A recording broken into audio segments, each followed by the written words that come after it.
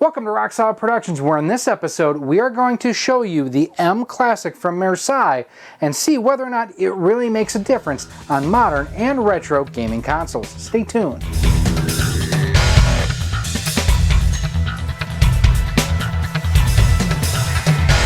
Hey everyone, Gary here with Rock Solid Productions. Now before we dive into today's episode, I just want to take a second, as always, and say thank you for stopping by, checking out what we have going on here, and supporting the channel. I really do appreciate it. Just by watching the video, you are supporting what we are doing here at Rock Solid Productions. Now, if you like what we do here, do me a huge favor. Check out some of the other videos that we have here on the channel, after watching this one, of course.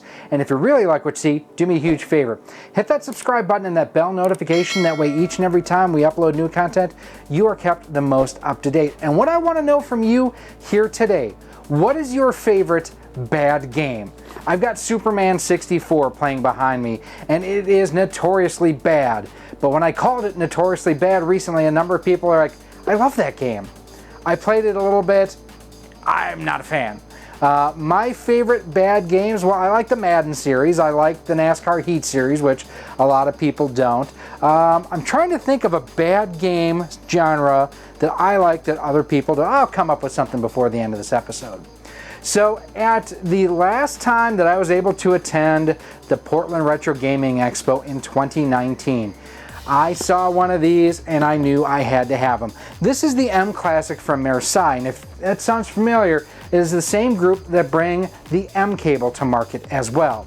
This basically is designed for modern and retro gaming consoles and also addresses some of the issues that some people, myself included, may have had with the original mCable.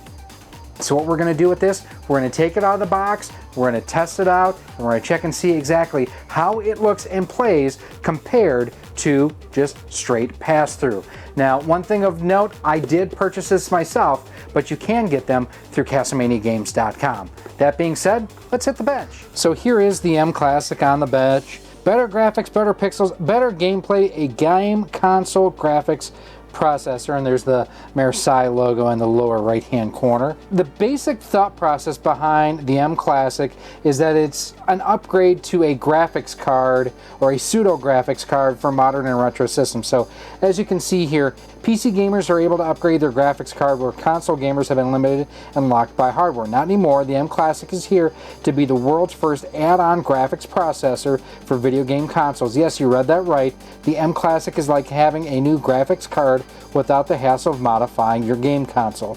And here's just some of the systems that they talk about. The Switch, PS4, PS4 Slim, PS4 Pro, 360, PS3, Wii U, PlayStation 2, Xbox One, 1S, 1X, GameCube, Genesis, Super NES, Sega Dreamcast, and many more. So the big difference between this and the mCable, and we'll get a closer look here, is the 3 modes of operation that you can toggle between. So first off, you can have the processing off, so it's not doing anything for you, it's just a pass-through.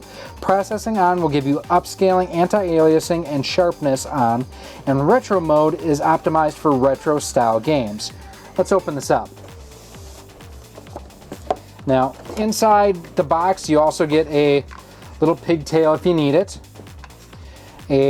Looks like micro USB cable for power.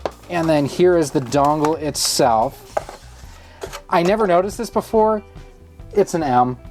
I just think that's pretty clever. And then there is your switch right there. Nothing else really on the dongle itself. Now it does come with a real simple slip sheet for instructions. So basically you plug the HDMI port into the console itself and then connect the HDMI cable to your TV monitor. In our case, we're going to be going to our capture card. So step 1, plug your mClassic device into a game console, unplug the HDMI cable from the back of your console, insert the mClassic between the console and the HDMI cable. The female end of the mClassic fits into your HDMI cable. The male end will fit into your game console. Any high-speed 4K 60 HDMI cable will work, or you can use a female-to-female coupler if needed, or provided there's that short extension cable.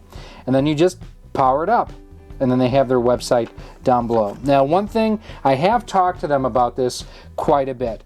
If you have an OSSC, this does not play well with it, because the OSSC does its own thing. While it has an HDMI style connector, it is not HDMI certified. So if you are going to use this with an OSSC, do not surpass 2 times the line multiplying on the OSSC, or just use pass-through mode on here. And I'll show you an example what happens when you go and try to have line multiplication plus this all in one. It is not pretty. So what we're going to do, we are going to connect this to a power supply, and then to make this super easy to go from console to console to console, so instead of going from the console here, what I'm going to do is I'm going to go from the output on my HDMI switcher into my capture card to TV. Let's get it all hooked up. So admittedly, total spaghetti's nest worth of wires here. The nice thing, I can see the output has a red sort of marking around here, so I'm going to disconnect that. I'm going to plug that into the back of the mClassic. We're going to connect power. We're going to connect power! And then just make sure that I have power. Green, blue. We're going to start on green. And then get that plugged back in.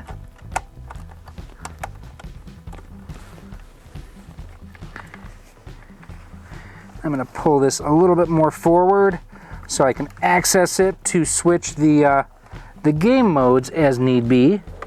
But there we are. We're ready to start testing. So we're going to start out here with the NES, and I think that it's really interesting when you look from mode to mode to mode, the differences that they make. So first and foremost, here's elevator action, which I know Castlemania Ryan wants me to play. Here's what it looks like on my NES that's been HDMI modded, just pass-through mode. No scaling, no fill, nothing. This is just how it comes through, and it looks really, really good. Now we're going to go ahead and switch it up to the middle position. So here it looks really good still, but it looks like there's a little bit of stuttering or weird stuff going on with the video here. Not something ideally that I would play. Now we're going to move it to retro mode. So now in retro mode you can see that it's really probably the best out of all 3 of them. If you look at the lettering at the bottom of the screen down there, it's very crisp, it's very readable. It doesn't have that blurriness or fuzziness, so that looks pretty good there. Now we're going to move to a game that's new to me. We're going to move to Tiny Toon Adventures. So in one of our recent YouTube shorts, and if you're not following our YouTube shorts, I will have a link to the playlist where you can check that out right up there. But with our YouTube shorts, we basically just talk about, quick and easy things like our recent pickup of Tiny Toon Adventures. Now again, I have retro mode turned on. This is going through my HDMI modded NES, and I'll admit, I've never played this before. So I can, it's not Daffy, I can't remember his name. Yeah, we'll go with that character. Dizzy Duck? No. Okay, this plays terrifically. Now one thing, I'm going to pause, and we're going to change some video options here. We're going to do some cropping, just to get rid of some of that overscan area. Unpause it there. So all that I was doing there was adjusting the cropping on the side of the game. The colors look vibrant. Here's the nice thing too. I'm not feeling any delay or lag or anything like that. Hit a button, button responds, and that's even I'm using the Hyperkin wireless NES controller here. There we go. Awesome. Okay, I wish that I would have had this before because this game is fantastic. Oh, I got to play this some more. This is great. All right, alas, I can't play it more because I have to play more systems to be able to show you what it looks like and everything. So there we're through the first level. Now we're going to switch over to my master system. And what I'm going to show you in this footage is what happens with an OSSC that you have set to 3, 4, and 5 times line multiplication. It causes some really weird issues. So here you can see some graphical glitchiness that's going on my master system. And we're going to scroll through to the output options. This is line 4 times multiplication. So we're going to back it down to 2 times and see what happens. Now, it did stop recording, so I have to hit the record button again. So here you can see with 2 time multiplication, it's just fine. Don't go past 2 time line multiplication with the OSSC. You're going to have issues with it. Okay, this actually looks really, really good too. Next up, I love my TurboGrafx 16. We're gonna play a little bit of Bonk. So here's my TurboGrafx 16 with the twist. I'm actually not using an RGB adapter on here, like I'm not using my spark plug. I'm actually using the level height HDMI cable because I wanted to see if this could make that look any better. Now, the reds definitely still look blown out on this, so that is a factor versus the spark plug from Insurrection Industries. It looks sharp though. I would say I have fewer issues with the pixels than I do with the color and the saturation. This is way oversaturated. Now, throughout both gameplays that I've done so far, not feeling any like lag or latency or delay or anything like that, so that's definitely a good thing, even going through the level height cable, which does have a little bit of lag and latency built into it just from the nature of how that it's built and whatnot. Oh, what happened there? Yeah, looking at like the edges of the pixels and everything, this looks really sharp. It just, the colors are blown out. So that is something that you know, to be aware of, and that is not an issue with the mClassic. That is totally the way that I have it hooked up using the level height cable and everything. But it works just fine with this setup. Now let's move forward to the N64, and a game I promised to play and I didn't, and I really don't want to. Superman 64. So truth be told, when I did my original review of the Wireless Brawler 64, I filmed footage of Superman 64. And, well, the footage got corrupted. I had an issue with it. That being said, when I went through and redid that footage, I really did not want to have to play this again. This is not a good game. I won't say judge what this does for the N64 based on this. Now, this is also going through my my RGB modded N64. Oh, no. Okay. Oh! Alright, I'm not wasting a whole lot of time. There, I have played Superman 64 for you guys. Now what I'm going to do is I'm going to hook up my GameCube with my Eon Gaming GCHD Mark II so we can see how that looks. And this is going to be the last retro console that we get into before we get into the modern ones. One of my favorite games for the GameCube, quite honestly, of any system, Rogue Leader. I love this game. Part of it is because I am a huge Star Wars nerd. I don't acknowledge the sequel trilogy because it was so terrible. But the original trilogy, and even I would say the prequel trilogy was okay. And I will say Revenge of the Sith had the best opening cinematic of any Star Wars film. It's just beautiful. Now I do have my GCHD set to display the resolution in the top, I guess as you're watching this would be the top right hand corner, I guess. The detail on the surface of the Death Star looks great as normal. Now I'm going to pan up here to, there's Yavin, look how beautiful that looks. Let's get back to worrying about those towers. If someone else is worrying about those fighters, I'm worrying about the towers. Yeah, this is wonderful. I'm really enjoying this. And the nice thing, the way that I have this wired up with my my HDMI switcher box, is I don't have to change from one system to the next. It is working with all of them.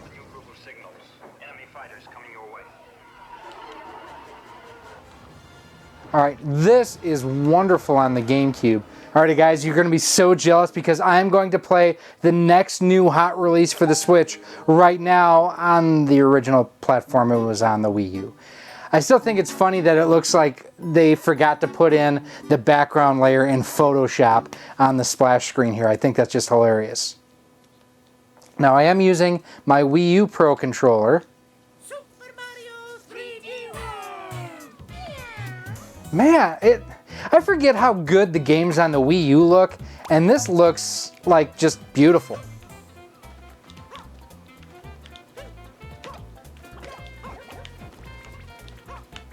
Look at the colors and the detail that are on here. This is just really, really a pretty game, and why I will probably get it for the Switch, and this is why, because it looks terrific. This is one of the coolest things about this game. So watch this. The fireball goes through to the other side. Oh, dang it. And we've got another hidden area in here, which is, there's so many great puzzles in this game. Now, I do have retro mode turned off now, so this is like the best of the best that we're gonna get. This is the anti-aliasing, the smoothing, everything that you could have on here is on, and it doesn't keep me from sucking. I mean, the quality of the graphics and everything cannot be understated on this. It is really, really good.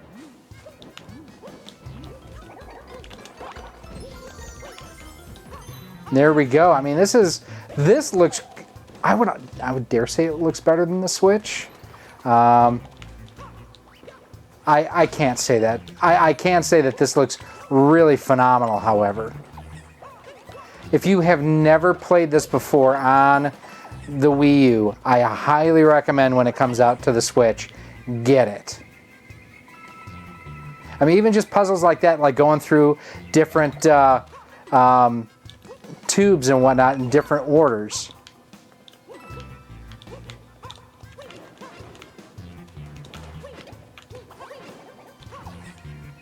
I mean, look at this. Look how amazing this is. All right. So overall, I really like the mClassic. It simplifies my connection where I can go ahead and run everything through my switch box like I just mentioned into my capture card. Works terrific. I don't have to connect or disconnect anything. I love the fact it has that pass-through switch too. So in the event that I have something that's not compatible with it, OSSC, OSSC, and that's more due to the OSSC itself. I can go ahead and I can bypass it, just get the straight pass-through from the HDMI signal. It does look beautiful. I will tell you that without any doubts whatsoever. This will make your games look better. Will it make it look $100 to $120 better? Maybe, maybe not. A lot of it depends on your TV, quite honestly. If you are playing on a 720p television, invest in a better TV. Don't invest in this. Eventually, invest in this, but don't. Garbage in, garbage out is the kind of thing. And again, if you don't have a high enough resolution TV to take advantage of this, don't waste your time, don't waste your money. But if you do have a nice 1080p or 4K TV, 8K if you have the money, bling bling, this can really take your games to the next level. And it's compatible with so many systems out there. You saw NES, N64, GameCube, PS3, PS4, Wii U. It works with them all wonderfully. Now, if you are looking to pick one of these up, I got mine through CastlemaniaGames.com. Thanks to Ryan, he's got some great deals going out there. And the cool thing, when I bought mine, I earned Castle Cash on it. That's his rewards program. The more you spend, the more you earn towards future purchases. And the great thing, Castle Cash is just like cash. I can't remember if I used it or not, but you can also try using promo code ROCKSOLID10 to save 10% off of most items on the website. I don't remember if this worked on there or not. Now, if you do have any other comments or questions, please feel free to leave them down below in the comment section. I'll have a link to where you can get this down there too. You can also go ahead and send me an email at rocksolidmail@gmail.com. Send me a message on Twitter at RockSolidStudios, Facebook via facebook.com/RockSolidProductions, or Instagram at instagram.com/RockSolidProductions. GK, we are on all of those different platforms. We are also on rumble.com too, so make sure you check us out on Rumble as well. Go ahead, if you've got any questions, get in touch with me. I will answer them to the best of my ability. And if you are looking for like how I connected that, or all those systems to that one switcher box, how I have my OSSC set up, my retro tanks, my HDMI modded NES, I have all of those videos here on the channel, and you can check some of those out right now. Thank you for watching this video. If you would like to support the future of Rock Solid Productions, you can do so by visiting our Patreon page at patreon.com/rocksolid. For as little as $1 a month, $12 a year, you'll get early access to all of our video content, exclusive content, and a whole lot more. You can also become a channel member here on YouTube for as little as $1.99 a month, and with that, you get a badge next to your name when you comment or post on the channel, and you are acknowledged whether you are a channel member or a Patreon supporter at the end of each and every one of our videos. You can also support the channel by visiting our Teespring store on screen now, where we have t-shirts, sweatshirts, hoodies, masks, cell phone cases, and much more. Again, thank you for watching, and I hope to see you soon.